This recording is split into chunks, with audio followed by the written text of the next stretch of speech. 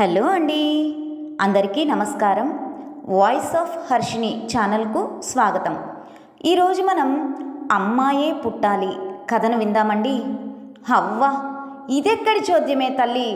స్కానింగ్లో ఆడపిల్ల అని తెలిస్తే అబార్షన్ చేయించుకోవడం విన్నాం, కానీ మగపిల్లవాడు అని తెలిసి అబార్షన్ చేయించుకోవడం నేనెక్కడా వినలేదు, కనలేదు. అయినా అత్తయ్య, ప్లీజ్ నా మాట కాదనకండి.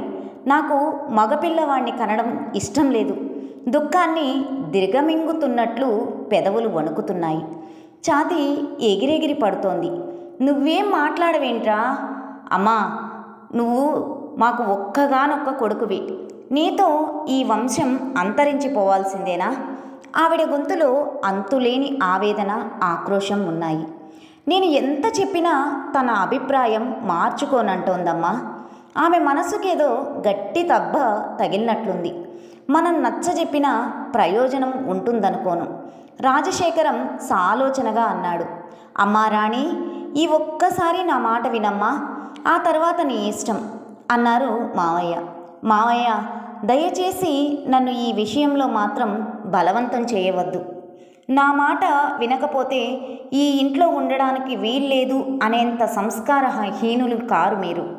అందుకే నేనింతగా పట్టుబడుతున్నాను, కన్నీళ్లతో అర్థించింది రాణి. అపుత్రస్య గతిర్నాస్తి అన్నారు మన పెద్దలు. కాదత్తయ్య, రాణి ఆవేశంగా అరిచింది. పుత్రస్య గతిర్నాస్తి అనేది నేటి నానుడి. నేను చెప్పే విషయాలు వింటే మీకు నిజానిజాలు తెలియడమే కాక నేనెందుకింత పట్టుబడుతున్నానో అర్థమవుతుంది. ఏం చేస్తున్నారు? శ్వేత అత్తగారిని నిలదీసింది. ఉప్మా చేస్తున్నాను, తలదించుకుని తప్పు చేస్తున్నట్లుగా అంది సావిత్రమ్మ. కోడలికి సంజాయిషి ఇచ్చుకోవడం, ఆమెతో మాటలు పడడం ఆమెకు పరిపాటే. అదే ఎందుకు చేస్తున్నారు అని అడుగుతున్నాను. మిమ్మల్ని నాకు చెప్పకుండా ఏమీ చేయవద్దని ఎన్నిసార్లు చెప్పాలి? ఇలా ఎవరిష్టం వచ్చినట్లు వాళ్ళు వండి తగలేస్తే నెలకి సరిపడా తెచ్చిన సరుకులు 10 రోజులు కూడా రావు. ఇదే ఆఖరుసారి చెప్పడం విసురుగా అనేసి అక్కడి నుంచి వెళ్ళిపోయింది.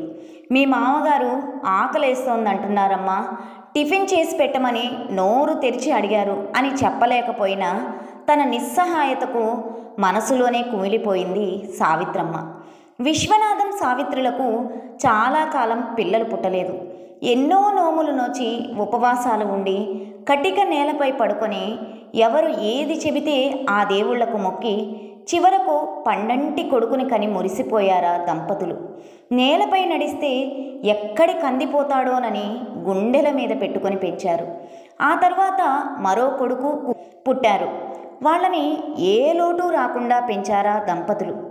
వాళ్ళ చదువులు, పెళ్ళిళ్ళు అయ్యేసరికి విశ్వనాథం గారు రిటైర్ అయ్యారు.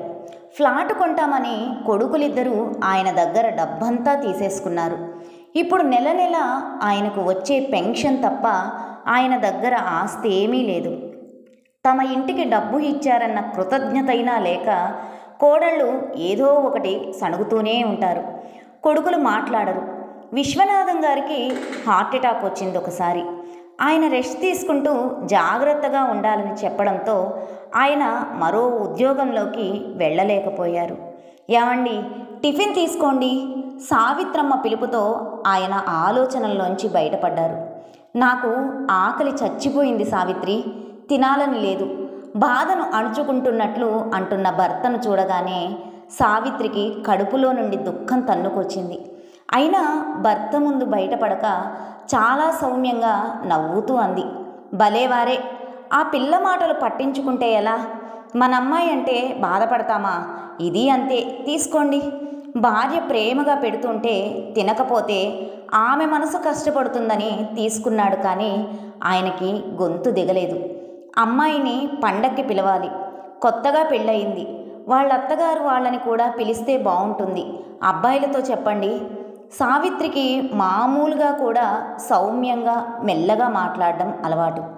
ఆవిడ ఎంత బాధనైనా బయటకు కనపడనివ్వదు. అలాగే, ఇదిగో నువ్వు కూడా కాస్త తిను. మధ్యాహ్నం అన్నం సరిపోయిందో లేదో అని సగం తిని ప్లేటు భార్యకు అందించాడు. అసలు ఆమె కడుపు నిండా అన్నం తినలేదనే తనకి ఆకలి వేస్తోంది. టిఫిన్ చేయమన్నాడు. ఆవిడ ఏనాడు నోరు తెరిచి తనకిది కావాలి అని అడగకపోవడం వలనే ఆమెకు ఖరీదైన చీరలు నగలు ఏవీ కొనిపెట్టలేకపోయాడు. విన్నారా వాళ్ళ మాటలు? వయసు మీద పడిన ముచ్చట్లకేం కొదవలేదు, పైగా కడుపు నిండా తిండి పెట్టడం లేదని ఎలా అంటున్నారో చూశారా? పెద్ద కోడలు అరుపులతో తెల్లబోయారు. చిచి, ఎన్నేళ్ళొచ్చినా ఇద్దరికీ సిగ్గులేదు. సంపాదించే వాళ్ళకన్నా తినేవాళ్ళు ఎక్కువ ఉన్నప్పుడు కాస్త జాగ్రత్తగా ఖర్చు పెట్టాలన్న ఇంగిత జ్ఞానం ఉండక్కర్లా విసుక్కున్నాడు పెద్ద కొడుకు సత్యం. అప్పుడే చిన్న కొడుకు శివం, కోడలు స్వప్న ఆఫీస్ నుంచి వచ్చారు. స్వప్న కూడా ఉద్యోగం చేస్తుండడంతో ఆ పిల్లకు తను సంపాదిస్తున్నానని అహంకారం చాలా ఉంది. అమ్మా, ఈరోజు నాకు ఒక ఇంక్రిమెంట్ వచ్చింది, స్వీట్ తీసుకోమ్మా. నాన్న మీరు కూడా అని చిన్న కొడుకు స్వీట్ ఇచ్చేసరికి పెద్ద కొడుకు అన్న మాటలు వదిలేసి నవ్వుతూ తీసుకున్నారు. అతన్ని పక్కకు పిలిచి, ఇప్పుడు ఆ ముసలోళ్లకు స్వీట్ ఎందుకు ఇవ్వడం? రేపు ఏ షుగరో వస్తే ఎవడు చాకరీ చేస్తాడు అంది స్వప్న కోపంగా. నీకేమమ్మా, హాయిగా ఉద్యోగానికి పోతావు, చాకరీ చేయవలసింది నేనేగా. శ్వేత అనగానే అదేదో జోక్ అయినట్లు నలుగురు నవ్వుకుంటుంటే సావిత్రమ్మ, విశ్వనాథములకి స్వీటు చేదుగా అనిపించి తినలేకపోయారు. ఆ రాత్రి భోజనాల దగ్గర కూతుర్ని పండక్కి పిలవడం గురించి ప్రస్తావించాడు విశ్వం. నాన్న, మాకు చెప్పడం దేనికి? డబ్బు ఖర్చు పెట్టేది మీరు, వండి వార్చి పెట్టేది అమ్మ, మీ ఇష్టం వచ్చినట్లు చేసుకోండి అన్నాడు సత్యం. డబ్బు ఖర్చుతో తనకేం సంబంధం లేదని నిర్మోహమాటంగా చెప్పాడు. శ్వేత మూతి తిప్పుకున్న భర్త మాటలకు లోపలే సంతోషించింది. ఆమెకసలు వాళ్ళని ఇంట్లో ఉంచుకోవడమే ఇష్టం లేదు. వృద్ధాశ్రమంలో ఎలా చేర్పించాలా అని ఆలోచిస్తోంది. అందుకు తగిన అవకాశం కోసం ఎదురు చూస్తూ ఉంటుంది. అలా అంటే ఎలారా? నాన్నగారి దగ్గర ఎంత డబ్బుందో మీకు మాత్రం తెలీదా? ఇంటికి ఒక్కగానొక్క ఆడపడుచు, వాళ్ళ అత్తగారు వాళ్ళందరినీ పిలిచి బట్టలు పెట్టాలి. సావిత్రమ్మ నచ్చజెప్పబోయింది. ఓ, ఇవన్నీ ఇంకా ఏమిటమ్మా చాదస్తాలు? ఇవన్నీ డబ్బున్న వాళ్ళకి, ఏదో మనకి ఉన్నంతలో వాళ్ళిద్దరికీ పెడదాం, రమ్మనండి. ఆ రోజు ఉగాది పండుగ. అందరూ తలస్నానం చేసి ఉగాది పచ్చడి తిని కాఫీలు త్రాగుతున్నారు. అత్తయ్య, అనవసరమైన ఖర్చు పెట్టకండి, ఏదో ఒక స్వీటు హాటు కొద్దిగా చేయండి, శ్వేత అథారిటీగా అన్న మెల్లగా అంది. ఆ మాటలు సావిత్రమ్మ కూతురు చెవిన పడ్డాయి. నాన్న, ఇప్పుడు అప్పు చేసి బట్టలు పెట్టకపోతే ఏమైంది? ఈ అప్పు ఎవడు తీరుస్తాడు?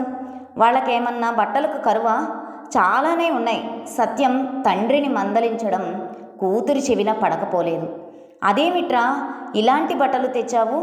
బావుండదురా, విశ్వనాథం చిన్నపుచ్చుకున్నట్లు అన్నాడు. మీరిచ్చిన డబ్బుకు ఇంతకన్నా మంచివి రావు.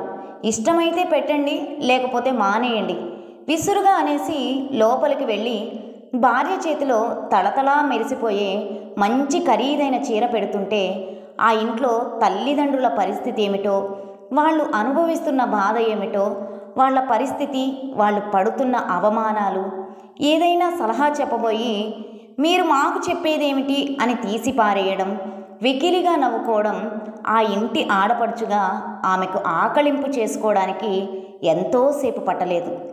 నాన్న, మీరు నాకు ఎలాంటి బట్టలు పెట్టినా సంతోషంగా కట్టుకుంటాను, కానీ ఆయనకి ఇలాంటి బట్టలు ఆయన్ని అవమానించడమే అవుతుంది. అందుకని ఆయనకి ఈ డబ్బు ఇచ్చేయండి. నేను ఇలా అంటున్నందుకు బాధపడొద్దు నాన్న. ఇంటి ఆడపడుచుగా మీ పరువు మర్యాద కూడా నా మీద ఉన్నాయి అని తండ్రికి కొంత డబ్బు ఇచ్చింది. వాళ్ళకి తీసుకోవడం ఇష్టం లేకపోయినా గత్యంతరం లేదు. ఉగాది అలా గడిచిపోయింది. మర్నాడు కూతుర్ని అల్లుణ్ణి సాగనంపుతుంటే, అమ్మా, మీరు కొన్నాళ్ళు మా ఇంటికి రండి, మీకు అన్నయ్యలెంతో నేను అంతే అందామె. అల్లుడు కూడా ఇద్దరినీ రమ్మని మరీ చెప్పాడు. ఆడపడుచు భర్త ఆటో తీసుకురావడానికి వెళ్ళగానే, మేము సరిగా తిండి పెట్టడం లేదు, చూడడం లేదని అన్నారా మీ అమ్మా నాన్న? అంత ఇదిగా ఉంటే వేలకు వేలు కట్నం ఇచ్చి పెళ్లి చేశారుగా, నీ దగ్గరే ఉంచుకో అంటూ కయ్యానికి కాలు దువ్వింది శ్వేత. ఈ ఫ్లాట్కి నాన్నగారు డబ్బిచ్చారు. ఈ ఇంట్లో ఉండే హక్కు వాళ్ళకి ఉంది. ఆడపడుచు ఊరుకోలేకపోయింది. నీ హద్దుల్లో నువ్వుండు, హక్కుల గురించి నాకు చెప్పడానికి నువ్వెవరు? శ్వేత గయ్యిమంది. అమ్మా నాన్న నాతో వచ్చేయండి కూతురు కన్నీళ్లతో అంటుంటే, నువ్వేం బాధపడకమ్మా, మాకిక్కడ బాగానే ఉంది అంది సావిత్రమ్మ. విశ్వనాథం గారికి డైరీ వ్రాసుకోవడం అలవాటని, అందులో ఆయన కష్టసుఖాలు ఏ రోజుకారోజు వ్రాసుకుంటారని, అది అనుకోకుండా తను చదివానని ఆమె చెప్పలేదు. మా అమ్మా నాన్న పడే బాధలు చూస్తూ ఇంతకన్నా అధ్వానంగా తల్లిదండ్రుల్ని అవమానపరుస్తూ వాళ్ళనొక అనవసర వస్తువుగా భావించే వాళ్ళని కథల్లో వింటూ ఇంకా కొడుకుని కనమంటారా? వెక్కిళ్ళు పడుతూ అడిగింది రాణి. అత్తగారు ఆమెను దగ్గరకు తీసుకొని ఓదార్చారు. నువ్వు చెప్పింది నిజమేనమ్మా, కానీ అందరూ అలా ఉండరు కదా. మీలాంటి కొడుకులు కోడళ్ళు కూడా ఉన్నారు. అందుకే మాలాంటి వాళ్ళం ఇలా అయినా ఉన్నాం. అదీ కాక భ్రూణహత్య మంచిది కాదు. ఆడైనా మగైనా అభంశుభం తెలియని పసివాళ్ళని ఆదిలోనే అంతం చేయడం సమంజసమా చెప్పు? ఎలా జరిగేది అలా జరుగుతుంది. పున్నామ నరకం నుండి తప్పించేది పుత్రుడంటారు కాబట్టి కొడుకు కోసం ఆత్రపడతారు తప్ప రేపు తమకేదో ఉద్ధరిస్తారని అందలం ఎక్కిస్తారని పిల్లల్ని కనరమ్మా. మామగారు నచ్చజెప్పారు. అవును రాణి, అమ్మా నాన్న చెప్పింది నిజమే. వాళ్ళ మీద అత్యాశలు పెట్టుకోక మన కర్తవ్యం మనం నెరవేర్చినప్పుడు ఆడైతే ఏమిటి, మగపిల్లవాడైతే ఏమిటి, మీ కర్తవ్యాన్ని నువ్వు నిర్వర్తించు, ఆపై నేనున్నానని శ్రీకృష్ణుల వారు గీతలో చెప్పలేదు? రాజశేఖరం చెప్పిన తీరుకు వాతావరణం తేలికపడి అందరూ సంతృప్తిగా నవ్వారు. కథ సమాప్తం. విన్నారు కదండి. ఈ కథ మీకు నచ్చినట్లయితే లైక్ చేయండి, షేర్ చేయండి, కామెంట్ చేయండి. నా ఛానల్ సబ్స్క్రైబ్ చేసుకొని నన్ను ఎంకరేజ్ చేయండి. ఉంటానండి.